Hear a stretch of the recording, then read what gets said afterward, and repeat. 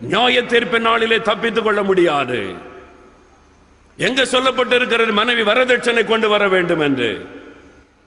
வரதட்சணை என்கிற பேரிலே வாழ வந்த பெண்ணை வாழ விடாதபடி கண்ணீர் வடிக்க வைக்கிற பெற்றோர் எத்தனை பேர்? கையில பைபிளை தூக்கி கொண்டு நீயும் ஜெபம் பண்ணி கொண்டிருக்கிறாய். நியாய தீர்ப்புக்கு தப்பித்துக் கொள்ள முடியாது. தேவன் பார்த்து கொண்டு அமைதியா இருப்பார் என்று எண்ணுகிறாயோ? மனைவி வீட்டில இருந்து கட்டில் வரணும், மனைவி வீட்டில இருந்து கார் வரணும், மனைவி வீட்டில இருந்து பைக் வரணும். வாலிபனே, மனைவி வீட்டில இருந்து வரக்கூடிய பைக்கை ஓட்டவனுக்கு வெட்கமா இல்லை? கேவலம். கிறிஸ்தவ பெற்றோர் மனம் திரும்புங்கள். இன்னைக்கு மார்க்கெட்ல என்ஜினியருடைய ரேட் என்ன தெரியுமா? அவர் மகன் என்ஜினியரா. ரேட் என்ன தெரியுமா? அந்த கிறிஸ்தவ தகப்பன் சொல்லி இருக்கிறார்.